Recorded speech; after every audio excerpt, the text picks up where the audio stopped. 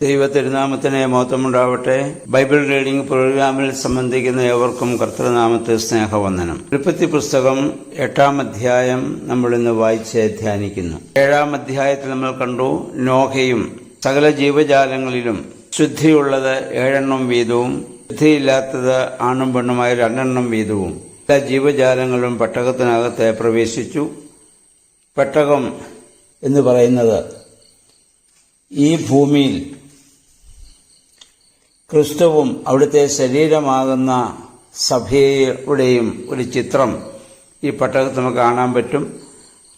ആ പെട്ടകത്തിനകത്ത് അതിൻ്റേതായ പരിമിതികളുണ്ട്. സകല ജീവജാലങ്ങളും അതിൽ ഉൾക്കൊള്ളുന്നുണ്ട്. പല സ്വഭാവങ്ങളുള്ള ജീവജാലങ്ങൾ അതിലുണ്ട്. പക്ഷെ അവയെല്ലാം സൗമ്യതയോടുകൂടി അതിൽ പെരുമാറുകയാണ്. അതിൻ്റേതായ ചില പരിമിതികളും പ്രശ്നങ്ങളൊക്കെ ഉണ്ടെങ്കിലും ഈ വെള്ളം പൊങ്ങിയ സമയത്ത് ഏറ്റവും സുരക്ഷിതമായ സ്ഥലം എന്ന് പറയുന്നത് ആ പെട്ടകത്തിനുള്ളിലാണ്. ആണ് നമ്മൾ സഭയിൽ അംഗങ്ങളായിരിക്കുന്നത്. ഈ ലോകത്ത് ഏറ്റവും നമുക്ക് സംരക്ഷണം നൽകുന്ന അനുഭവം സഭയിൽ നമ്മൾ ക്രിസ്തുവിനോടൊപ്പമായിരിക്കുക എന്നുള്ളതാണ്. ആ ജീവജാലങ്ങൾ നോഹയോടൊപ്പമായിരുന്നതുപോലെ നമ്മളും ക്രിസ്തുവിനോടൊപ്പമായിരിക്കുക. 8-ാം അധ്യായത്തിൽ നമ്മൾ വായിക്കുന്നു, നോഹയെയും പെട്ടകത്തിലുണ്ടായിരുന്ന എല്ലാ ജീവജാലങ്ങളെയും കന്നുകാലികളെയും ദൈവം ഓർത്തു. ജീവിതത്തിന്റെ ഏത് പ്രതികൂല അവസ്ഥകളിലൂടെ കടന്നുപോയാലും അവനെ ഓർക്കുന്നവനായ ഒരു ദൈവത്തെ നമ്മൾ തിരിച്ചറിയേണ്ടതാണ്. ഈ തിരിച്ചറിവ് നമുക്കില്ലാത്തതുകൊണ്ടാണ് പലപ്പോഴും നിരാശയിലേക്കും ദുഃഖത്തിലേക്കും നമ്മൾ പോകുന്നത്. കാരണം ദൈവത്തിന്റെ സ്വരൂപവും സാദൃശ്യം നൽകിയ മനുഷ്യനെ ദൈവം ഒരു നാളും മറക്കുകയില്ല. അവന്റെ പാപത്തിന്റെ ഫലമായി പല പ്രതികൂലതകളിലൂടെ ഒക്കെ അവന് പോകേണ്ടി വന്നേക്കാം. എന്നാലും ദൈവം അവനെ സംരക്ഷിക്കുമെന്നുള്ള ഒരു വലിയ ദൂത് ഇതിൽ നിന്ന് നമുക്ക് മനസ്സിലാക്കാവുന്നതാണ്. അതിനുശേഷം വെള്ളം നിൽക്കുന്നു. വെള്ളം കുറേശ്ശെയായിട്ട് ഇത് കുറഞ്ഞു വരികയാണ്. ഏകദേശം 10 മാസത്തോളം ഈ വെള്ളം വളരെ പതുക്കെയാണല്ലോ വെള്ളം ഇത് താഴുന്നത്. താഴ്ന്നതിന് ശേഷം അരാരാത്ത് പർവ്വതത്തിൽ ഉറച്ചു എന്ന് നമ്മൾ വായിക്കുന്നു. ആധുനിക അർമീനിയ എന്നറിയപ്പെടുന്ന അസൂരിലെ ഉറാർത്ത് ദേശമാണ് ഇത്. ഈ പറയുന്ന അരാരാത്ത് എന്ന് പറയുന്ന സ്ഥലം, അതായത് അർമീനിയയിലെ പർവ്വതനിരകൾ അതിൻ്റെ ദക്ഷിണ പ്രദേശത്തെ മലകളെക്കാളും പൊക്കമുള്ളതായതുകൊണ്ട് വെള്ളം താഴുമ്പോൾ ആദ്യം ഉയർന്നു വന്നത് ഈ പർവ്വതങ്ങളായിരിക്കാം. ഇപ്പോഴത്തെ അരാരാത്ത് പർവ്വതത്തിന് 16,969 അടി പൊക്കമുണ്ടെന്നാണ് ചരിത്രങ്ങളിൽ നമ്മൾ കാണുന്നത്. ഇത് ടർക്കി, ഇറാൻ, സോവിയറ്റ് റഷ്യ എന്നിവയുടെ അതിർത്തി പ്രദേശമാണ്. എന്നാൽ മുഹമ്മദീയരും സിറിയക്കാരും ഈ പാരമ്പര്യത്തെ ചോദ്യം ചെയ്യുന്നുണ്ട്. അവർ പറയുന്ന മെസൊപ്പൊത്തേമിയ സമതലം മുഴുവനും വീക്ഷിക്കാവുന്ന ജൂഡി പർവ്വതമാണ് ഇതെന്ന് പറയുന്നുണ്ട്. എന്തായിരുന്നാലും അത് ഈ പർവ്വതത്തിൽ വന്ന് ഉറച്ചു. ഇനിയും ഇത് വെള്ളം സാവകാശം താണുകൊണ്ടിരിക്കുകയാണ്. അതിനുശേഷം ഈ പർവ്വതം ഈ കപ്പൽ ഈ പേടകം അരാരാത്ത് പർവ്വതത്തിൽ ഉറച്ച ശേഷം 40 ദിവസം കഴിഞ്ഞ് നോഹ പെട്ടകത്തിന്റെ കിളിവാതിൽ തുറന്നു എന്ന് നമ്മൾ കാണുന്നു. അപ്പോഴേക്കും മഴ നിന്നു. ഭൂമിയുടെ ഉള്ളിൽ നിന്നുള്ളതായ ഉറവകൾ നിന്നു. ഇനി സാവകാശം വെള്ളം ഇത് ഇങ്ങനെ താണുകൊണ്ടിരിക്കുന്നു. ഇനി 40 ദിവസം കഴിഞ്ഞപ്പോഴാണ് 40 എന്ന സംഖ്യ, ഞാൻ നേരത്തെ കഴിഞ്ഞ പ്രാവശ്യം നമ്മൾ ചിന്തിച്ചല്ലോ, 40 എന്നുള്ളതും 7 എന്നുള്ളതും പൂർണ്ണതയുടെ സംഖ്യ കുറിക്കുന്നതാണ്. അങ്ങനെ പേടകത്തിന്റെ മൂടി അദ്ദേഹം ഇത് തുറന്നതിന് ശേഷം കിളിവാതിൽ തുറന്നിട്ട് വെള്ളം താണോ ഇല്ലയോ എന്നറിയാൻ ഒരു മലങ്കാക്കയെ ആദ്യം വിടുന്നു. വായിക്കുന്നത് മലങ്കാക്ക പോയും വന്നും നിന്നു എന്നാണ്. മലങ്കാക്ക അശുദ്ധിയുള്ള ഒരു പക്ഷിയാണ്. അത് ചെന്നപ്പോൾ ഒരുപക്ഷെ ജീർണിച്ച വസ്തുക്കൾ, മൃതശരീരങ്ങളൊക്കെ കണ്ട് അതിലാസ്വദിച്ച് ഭക്ഷിച്ച് അവയങ്ങനെ നിൽക്കുകയാണ്. വെള്ളം താണോ ഇല്ലയോ എന്നൊരു അടയാളം കൊണ്ട് കൊടുക്കുന്നതിന് വേണ്ടിയാണ് നോഹ ഈ മലങ്കാക്കയെ വിട്ടതെങ്കിലും മലങ്കാക്കയെ കൊണ്ടൊരു അടയാളം നോഹയ്ക്കൊരിക്കലും ഇവിടെ ലഭിക്കുന്നില്ല.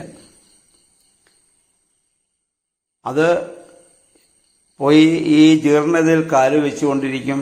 അത് കഴിയുമ്പോൾ ഓർക്കും, നോഹ പെട്ടകത്തിൽ നിന്ന് വിട്ടതാണല്ലോ, അവിടെ വന്ന് നോഹയെ മുഖം കാണിക്കും, വീണ്ടും അതങ്ങ് തിരിച്ചു പോകും. ഒരിക്കലും അത് പെട്ടകത്തിലേക്ക് തിരിച്ചു വരുവാൻ മലങ്കാക്ക ആഗ്രഹിക്കുന്നില്ല. അശുദ്ധിയുടെ ഒരു പക്ഷിയാണ് മലങ്കാക്ക. അപ്പോൾ നോഹയ്ക്ക് മനസ്സിലായി, മലങ്കാക്കയെ കൊണ്ട് അടയാളം കിട്ടാതെ വന്നപ്പോൾ നോഹ രണ്ടാമത് വിട്ടൊരു പ്രാവിനെയാണ്. ഇവിടെ വായിക്കുന്നു, പ്രാവ് പോയിട്ട് കാലു വയ്ക്കാൻ ഇടമില്ലാഞ്ഞ് അത് തിരിച്ച് നോഹയുടെ കരങ്ങളിലേക്ക് വന്നു എന്നാണ്. മലങ്കാക്ക പോയ അതേ ആ പാതയിലൂടെ തന്നെ ആവണമല്ലോ പ്രാവും പോയത്. മലങ്കാക്ക കണ്ടതെല്ലാം പ്രാവും കണ്ടിട്ടുണ്ടാവും. പക്ഷേ പ്രാവ് വിശുദ്ധിയുടെ പക്ഷിയാണ്. അതിന് അശുദ്ധമായതിൽ കാലുവയ്ക്കാനാവില്ല. അതുകൊണ്ട് ഈ പ്രാവ് മടങ്ങി വന്ന് നോഹയുടെ കയ്യിൽ വന്ന് നിൽക്കുകയാണ്. അതിനുശേഷം വീണ്ടും 7 ദിവസം കഴിഞ്ഞ് ഒരു പ്രാവിനെ കൂടി വീണ്ടും നോഹ പുറത്തേക്ക് വിടുന്നു.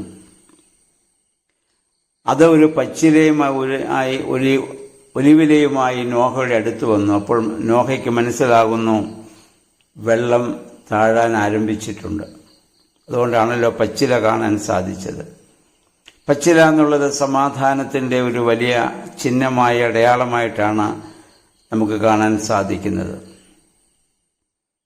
അത് കഴിഞ്ഞ് വീണ്ടും 7 ദിവസം കഴിഞ്ഞപ്പോൾ നോഹ മറ്റൊരു പ്രാവിനെ കൂടി വിടുന്നു. അത് പിന്നെ തിരിച്ചു വന്നില്ല. കാരണം വെള്ളം താണു എന്ന് അപ്പോഴാണ് നോഹയ്ക്ക് മനസ്സിലാവുന്നത്. പ്രിയമുള്ളവരെ, നാം നമ്മെ പറ്റി ഒന്ന് ചിന്തിക്കുക. നാം ഇതിൽ ഏതു പക്ഷിയെ പോലെയാണ്? മലങ്കാക്കയെ പോലെയാണോ അതോ പ്രാവിനെ പോലെയാണോ? പലപ്പോഴും മലങ്കാക്കയ്ക്ക് തുല്യമായി ഈ ഭൂമിയിലെ അശുദ്ധിയിൽ ഞാനും നിങ്ങളും കാലുവെച്ച് ജീവിക്കുകയല്ലേ? ആ രക്ഷകനായ ആ നോഹയുടെ കയ്യിൽ നിന്ന് പ്രാവ് പുറത്തു പോയിട്ട് നല്ല അടയാളങ്ങളെ കൊടുത്തതുപോലെ രക്ഷകനായ ദൈവസന്നിധിയിൽ നിന്ന് നമ്മൾ നല്ല അടയാളങ്ങളെ ഭൂമിക്ക് നൽകുവാൻ വേണ്ടി ദൈവം ആഗ്രഹിക്കുന്നുണ്ട്. നമുക്ക് ഈ ഭൂമിയിൽ അശുദ്ധമായ പാപം നിറഞ്ഞ ഒരുപാട് ജീവിത സാഹചര്യങ്ങളുണ്ട്. അവിടെയും കാലുവെച്ച് നമുക്ക് ജീവിക്കാം. എന്നാൽ പ്രാവിനെ പോലെ വിശുദ്ധിയുടെ ഒരു അനുഭവത്തിൽ ജീവിക്കാൻ നമുക്ക് സാധിക്കുന്നുണ്ടോ എന്ന് നമ്മൾ ഇത് ചിന്തിക്കേണ്ടതാണ്. ഇവിടെ 2 പക്ഷികളാണ്. ഒന്ന് മലങ്കാക്ക, മറ്റേത് പ്രാവ്. നാം ജീവിതത്തിൽ ഇതിൽ ഏത് പക്ഷിയാണെന്ന് ഒരു നിമിഷം ചിന്തിക്കുവാൻ നമുക്കിടയാവട്ടെ. വേഷത്തിൽ പ്രാവിനെ പോലെ നടക്കാൻ നമുക്ക് സാധിച്ചേക്കാം, പക്ഷെ ജീവിതത്തിൽ പലപ്പോഴും മലങ്കാക്കയല്ലേ. അതുകൊണ്ട് ആ മലങ്കാക്കയുടെ സ്വഭാവം വിട്ടിട്ട് പ്രാവിനെ പോലെ നല്ല അടയാളങ്ങളെ ദൈവസന്നിധിയിൽ നൽകുന്ന വിശുദ്ധ ജീവിതം നയിക്കുവാൻ നമുക്ക് ഇടയാകണം. അതുകൊണ്ട് 2 കൊരിന്ത്യർ 5:17 പൗലോസ് പറഞ്ഞു, ഒരുവൻ ക്രിസ്തുവിലായാൽ അവൻ പിന്നെ പുതിയ സൃഷ്ടിയാണ്. അതുപോലെ തന്നെ നമ്മുടെ കർത്താവും പറഞ്ഞല്ലോ, ജഡത്തിൽ നിന്ന് ജനിക്കുന്നത് ജഡവും ആത്മാവിൽ നിന്ന് ജനിക്കുന്നത് ആത്മാവുമാണ്. സ്നാനത്തിലൂടെ മാമോദീസായിലൂടെ ആത്മാവിൽ ജനിച്ച നമുക്ക് ഇനി അശുദ്ധിയിൽ ജീവിക്കുവാൻ അവകാശമില്ല എന്ന കാര്യം നമ്മൾ പ്രത്യേകമായി ഓർക്കേണ്ടതാണ്. അങ്ങനെ ഈ പ്രാവ് അടയാളം വന്നു. നോഹ അതിനുശേഷം പെട്ടകത്തിൽ നിന്ന് യഹോവയായ ദൈവം പറഞ്ഞു, പെട്ടകത്തിൽ നിന്ന് നിങ്ങൾ പുറത്തിറങ്ങുക. അങ്ങനെ നോഹയും ഈ പക്ഷിമൃഗാദികളെല്ലാം പെട്ടകത്തിൽ നിന്ന് ഉണങ്ങിയ നിലത്തേക്ക് വന്ന് ഇറങ്ങുകയാണ്. ആ ഉണങ്ങിയ നിലത്ത് വന്നതിന് ശേഷം നോഹ ആദ്യം ചെയ്യുന്നത് ശുദ്ധിയുള്ള എല്ലാ മൃഗങ്ങളിലും പക്ഷികളിലും നിന്ന് അവൻ ദൈവത്തിന് ഒരു ദഹന ബലി അർപ്പിച്ചു എന്നാണ്. അപ്പോൾ നോഹ പിന്നെ ചെയ്യുന്നത് ആദ്യം പെട്ടകത്തിൽ നിന്നിറങ്ങുന്ന പുതിയ ലോകത്തേക്കുള്ള ഒരു പ്രവേശനമാണ്. ആ പുതിയ ലോകത്തേക്ക് പ്രവേശിക്കുന്ന നോഹ ആദ്യം ചെയ്യുന്നത് ദൈവത്തിന് യാഗമർപ്പിക്കുക, ബലിപീഠം പണിയുക എന്നുള്ളതാണ്. ജീവിതത്തിൽ നമ്മളും ചെയ്യേണ്ടത് ഇത് തന്നെയാണ്. ജീവിതത്തിൽ എന്നും ദൈവത്തിന് ബലിപീഠം പണിയുന്ന എന്ന് പറഞ്ഞാൽ അതിൻ്റെ അർത്ഥം ജീവിതത്തിൻ്റെ എല്ലാ ഭാഗങ്ങളെയും എല്ലാ പ്രവർത്തനങ്ങളെയും ആദ്യം ദൈവസന്നിധിയിൽ സമർപ്പിക്കുന്ന അനുഭവം നമുക്കുണ്ടാകണം. അതിനുശേഷം നോഹ ഇനിയും ഈ മൃഗങ്ങളെയും പക്ഷികളെയൊക്കെ ബലിയർപ്പിച്ച് ദൈവത്തിന് നന്ദി രേഖപ്പെടുത്തുന്ന വലിയൊരു അനുഭവം നമുക്കിവിടെ കാണാൻ സാധിക്കുന്നുണ്ട്. നമ്മുടെ ജീവിതത്തിലും എല്ലാ ദിവസവും പ്രഭാതത്തിലും സന്ധ്യയിലും ബലിപീഠം പണിയുന്ന എന്ന് പറഞ്ഞാൽ ദൈവസന്നിധിയിലായിരിക്കുന്ന ഒരനുഭവം നമ്മുടെ ജീവിതത്തിലുണ്ടാകണം.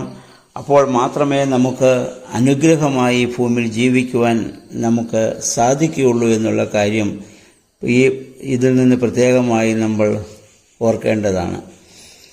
മനുഷ്യനെ ദൈവത്തിൻ്റെ രൂപത്തിൽ ദൈവം സൃഷ്ടിച്ചിരിക്കുകയാണ്. ദൈവത്തോട് ബന്ധം പുലർത്തിയും ദൈവത്തെ അനുസരിച്ചും ലോകത്തിൽ ജീവിക്കുന്ന മനുഷ്യൻ ദൈവികമായ സാന്നിധ്യത്തിൻ്റെ വലിയ അടയാളമാണെന്ന് നാം മനസ്സിലാക്കണം. ആ നല്ല അടയാളമായി നല്ല ആ പച്ചില പ്രാവ് കൊണ്ട് കൊടുത്തതുപോലെ നല്ല അടയാളമായി ഈ ഭൂമിയിൽ ജീവിക്കുവാൻ നമുക്ക് ഇടയായിട്ട് തീരണം.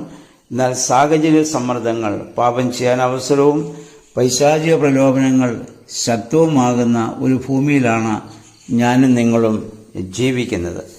എന്നാൽ അതിനെ അതിജീവിക്കാൻ നമുക്ക് സാധിക്കണം. കാരണം ജീവിതം ഒരു സംഘർഷമാണ്. നന്മയും തിന്മയും, വിശ്വാസവും അവിശ്വാസവും ഒക്കെ തമ്മിലുള്ള ഒരു വലിയ ഒരു സംഘർഷ ഭൂമിയിലാണ് ഞാനും നിങ്ങളും ജീവിക്കുന്നത്. രണ്ടിനുമുള്ള അവസരം നമുക്കുണ്ട്. നന്മ ചെയ്യാനും തിന്മ ചെയ്യാനുമുള്ള അവസരമുണ്ട്. സ്വാതന്ത്ര്യം നമുക്കുണ്ട്. അവിടെയാണ് നമ്മുടെ ഫ്രീ വിൽ നമ്മൾ വിനിയോഗിക്കേണ്ടത്. ആ തിന്മയെ അതിജീവിച്ച് നന്മ ചെയ്ത് ഈ ദൈവത്തിനും മനുഷ്യനും നല്ല അടയാളമായി ഭൂമിയിൽ ജീവിക്കുവാൻ ദൈവമേ, പരിശുദ്ധാത്മാവേ, ഞങ്ങളെ ശക്തീകരിക്കണമേ എന്ന് നമുക്ക് പ്രാർത്ഥിക്കാം. ദൈവം അതിന് നമ്മെ സഹായിക്കട്ടെ. എല്ലാവർക്കും നല്ല ഒരു ശുഭദിനം ആശംസിക്കുന്നു. ദൈവനാമം മാത്രം മഹത്വപ്പെടുവാൻ ഇടയാവട്ടെ.